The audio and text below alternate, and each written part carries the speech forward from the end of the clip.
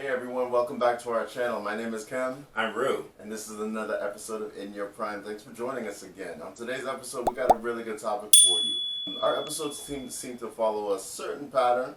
And in this episode, we're going to continue on with that. You guys seem to have liked the last few episodes that we talked about certain emotions, how to control them, how to deal with them as they come about. Because, you know, human nature, we all want to be able to learn how to deal with the particular emotions that are most stressful for us. The ones that don't necessarily get talked about, but the ones that we still deal with on a day-to-day basis. And today is no different. On today's episode, we're going to talk about a lack of emotional control, all right? What it can do, what it looks like, where it comes from, how it benefits you to have a more emotional control. Because life is not just about intelligence. It's not just about being intellectually smart. It's also about being emotionally smart, okay? Having that social intelligence, knowing how to deal with your emotions when they arise. And more than likely, now that we're in 2023, you need to be able to control your emotions, specifically with all of the stuff that we're seeing on TV, all of the fear that tends to grip people nowadays. You're crazy out there, guys. Oh, it's like, we'll be the first to admit, all right? But you're seeing it.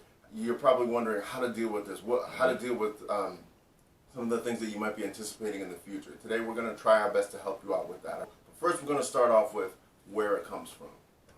Yes, guys, like he said earlier, we're going to talk about emotional control. But first, our point we're going to come up with is, where does it stem from? Where does emotional control come from? Now, emotions, we all know, it pretty much falls underneath the umbrella of behavioral, right?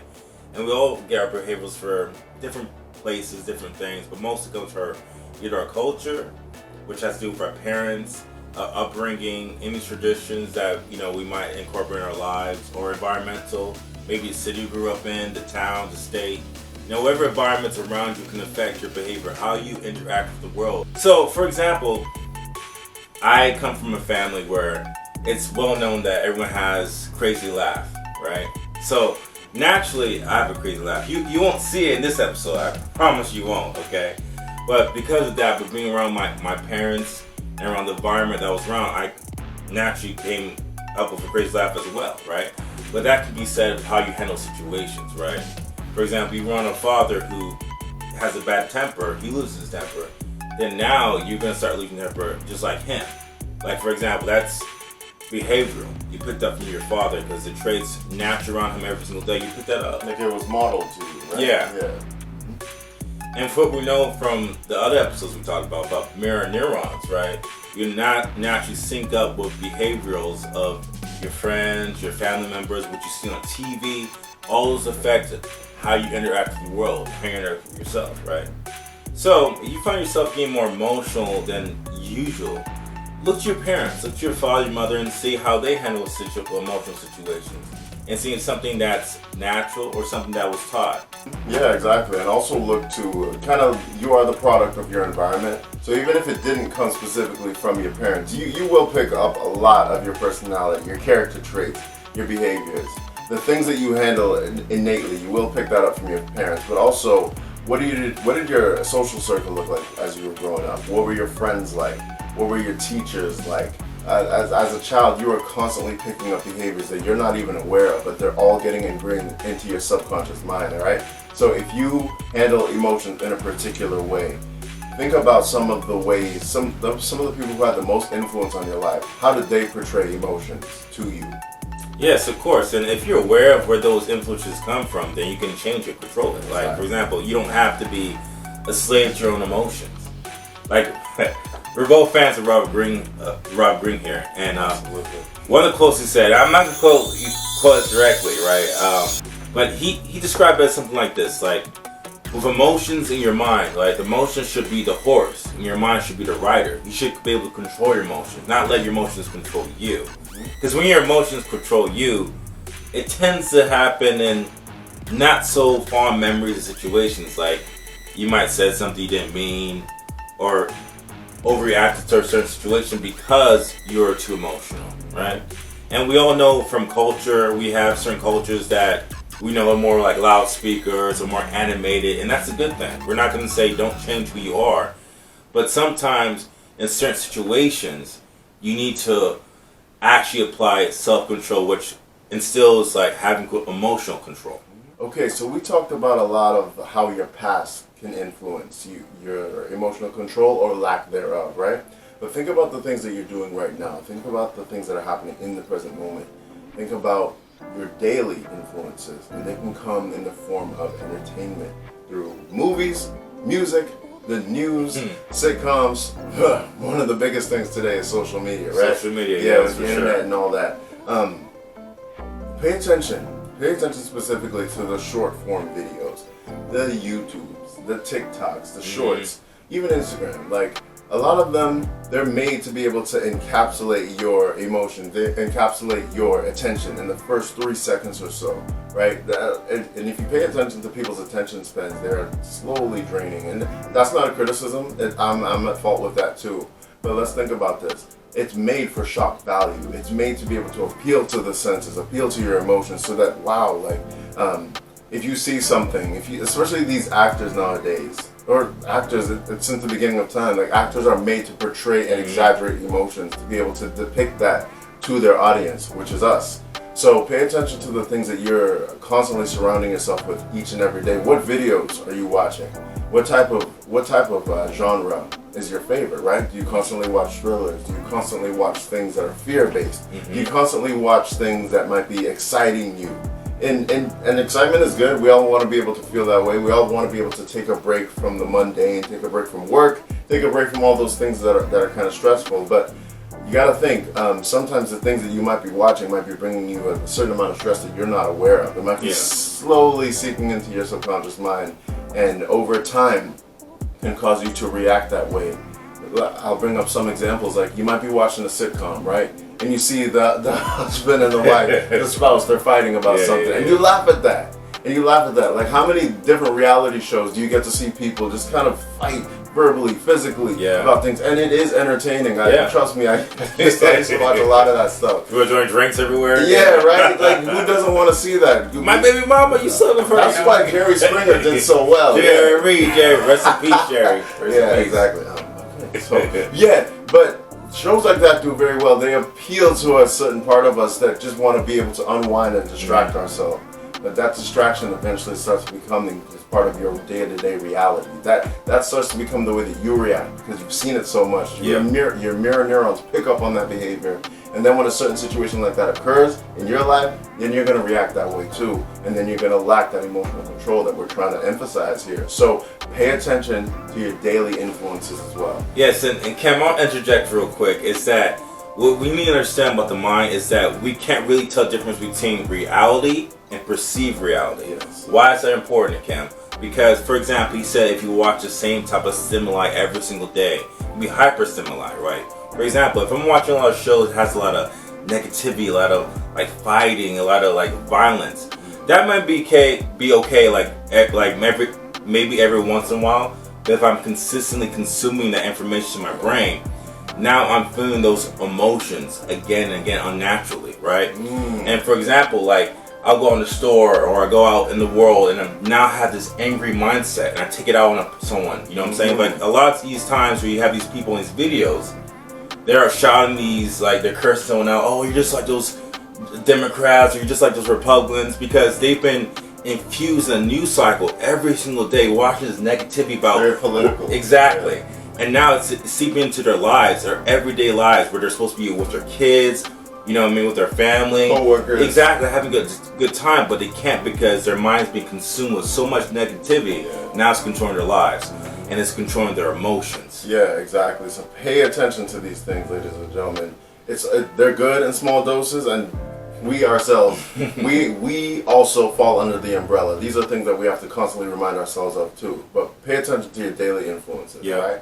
Okay, and then another way of where a lack of emotional control can stem from is, to believe it or not, something that actually starts off very positive but has the potential to end up very negative.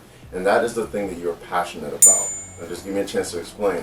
So a lot of these movements, especially today, a lot of these, we all know the word woke, a lot of these quote-unquote woke movements, right? They can start off very good. It's people who have a passion for something, a passion for maybe equality in a way, for some justice. Some change, some good in the world. Which is good, Who doesn't want that? Who doesn't want a sense of balance? I think we should all strive for that.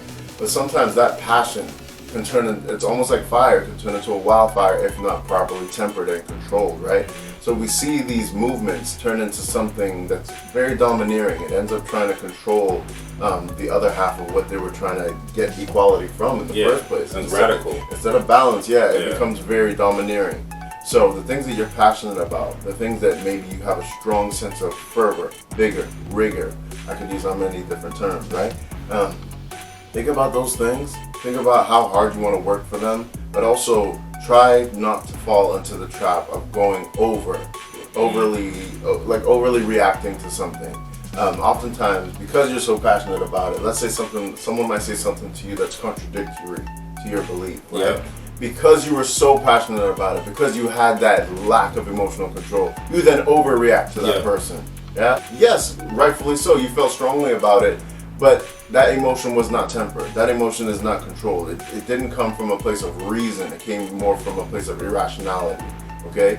So if it started off good, then that's good. Yeah, keep it that way. And try your best to slowly cultivate that into something that's more ethical in the end. Something that has a strong purpose, but is not driven just by strong fear or a strong desire, or a strong... Anything that we want to avoid extremism. You know what I'm saying? Nothing too extreme. You got it, yeah. Extreme, yeah. Keep it away from something that's too extreme. And sometimes that might take help. Sometimes that might take help from someone who knows more than you. A good friend who's there to keep you accountable. Absolutely. Yeah, because we're human beings. We're all subject to that. There's been times where this man has had to tell me, like, nah, I don't think that's true. Like maybe at times you might exaggerate. And that's fine. Sometimes I also think it's good to take yourself almost above 100% and then slowly learn how to dial it back. Right? If you didn't cause too much damage to begin with. But all in all, we do want a sense of balance. We do want a sense of being strongly passionate about something, but don't get too extreme with it. That can lead you to failure later on in the end. Yes, because like you said, like it's good to want to pursue a passion that we love, a dream, a goal, right? But too often not that in that pursuit of that passion, we go to extremes. Like for example, I have a family and I really want to get that corporate position. Now, it's require some sacrifice, right? I might not see the kids as much, and that's okay. But when it comes to extreme, if I completely just abandon my kids and my family altogether and just pursue that goal, what does that mean in the end if I have all that goal in the end, and I can't share with my family, with my kids, the people who support me from day one, who love me. You know what I'm saying? That's when the pursuit of a passion becomes extreme. Yeah. And that can due to us being too emotional and invest into it. As far as like, we have to get this done. There's nothing else that matters. You know what I'm saying? There has to be a time where we have to be like, you know what? Let's take it back. You know what I mean? Let's take it back a little bit. Yeah. Spend a weekend with the family. Get back to the rat race. And you know, there's been a lot of people in life who have succeeded that way. Actually, there's been a lot of people who have had to make that sacrifice to spend less time with their family and more time just working on their craft. And their family has been fully supportive and understanding. So we're not necessarily saying that that's something to completely avoid, because there will be those circumstances. But we're just saying it has the potential to slowly be more effective in the future than being actually something that can help you and be more effective for you. So just always be aware of this. We're trying to practice awareness more than just constantly trying to fix ourselves, right? Have the awareness first. Have the awareness to say, like, how am I taking this too far? Is this too extreme for me, or is this something that can actually help me in the long run, right? So just be conscious of the things that you're very passionate about and slowly be able to balance that out over time. Yes, guys, we always want to try to be the best version of ourselves. You know, push ourselves to the limit, and we want to push ourselves to a point where we know that we can push ourselves. Right? We never want to push ourselves to a point where it's unreasonable. Right? And we always say, hey, there'll never be a limit. We'll take it to as far as we can go. You know what I'm saying? But at the same time, we have to be aware we're still human. If I work out every single day, you know what I mean, that's good. But now if I work out every single day and hurt my body to a point where I'm getting harming my body to a point where it's like, okay, now I can't work out anymore at all. So even if I do try to push myself to the extremes, naturally I'll go back to square one, to level one, because I believe that life just has a natural balance within it. even if you try to push yourself to extreme, take yourself to that radical place, will always come back to bite you in the end. We saw that with fathers who maybe mistreat their kids in the past. They grow up, you know what I mean, they don't want to be near their dads, dad gets oppressed, you know what I mean? Or those religious groups that oppress their members and then eventually members became aware of it and left. You know what I mean? Regardless of what it is, everything in life has an expiration date. You know what I'm saying? So remember that when you're pursuing your goals, your dreams, always be aware that at some point in time, you gotta think to yourself, you have to be aware, okay, am I taking this too far? Am I doing too much? Who am I hurting in the end?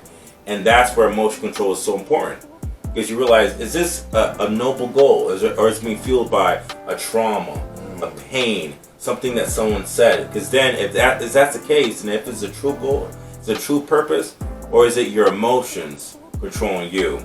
Always be aware of that, guys. And I think at the same time, if it is driven by some type of trauma or pain, there's nothing wrong with that. Like, yeah. To be honest, I think a lot of the reasons why we make lifestyle changes is because of some type of pain, because we've been through some hardship. Mm-hmm. That drove us to finally make a change. Mm-hmm. But from what I understand, what you're saying is, if you want to take it past the limit, if you really want to maybe do something, go above and beyond at something, you can do that. But then naturally, something in the end, like life will create some type of balance. Like you will have to be able to dial it back at some point. Yeah. Is that right? Exactly. And to me, the reason why I get kind of like philosophical at that point is because for me it's just like there's nothing wrong with being passionate and loving something, right? We said, like you said, all of our dreams and our motivations are being fueled with some type of emotion, which is a good thing. Yeah. But the reason why it can become extreme is because of that emotion. Because we didn't learn how to control that. Exactly. Yeah. Like if I'm really angry about something, and I use that anger to pursue my goals, then I'm in a position of power. And I use that same anger to oppress people and hurt people because I haven't checked that emotion. I've controlled that emotion. Okay, this is negative. This is hurting me. Now, because I have power, it translates into me abusing power through emotions. If that makes sense, guys. So we hope you enjoyed today's episode. As you know, the focus was on emotional control, right? Where a lack of emotional control can stem from. Some of it coming from our past, some of it coming from the things that we do in the present day. In the next episode, we're going to continue this because this is a pretty intense topic. Yeah. The next episode, we're going to segue into more positive qualities about emotional control. How to actually control your emotions. What are some of the benefits of it? And what can it look like in your daily life as a routine, as to make this a skill? Because just like anything that you do in life, things that we do repeatedly can become a skill, whether it be a good skill or a bad skill. We're going to try to make this one very positive for you. So thank you for watching another episode of In Your Prime. My name is Kim. I'm Rue. And we'll see you next time.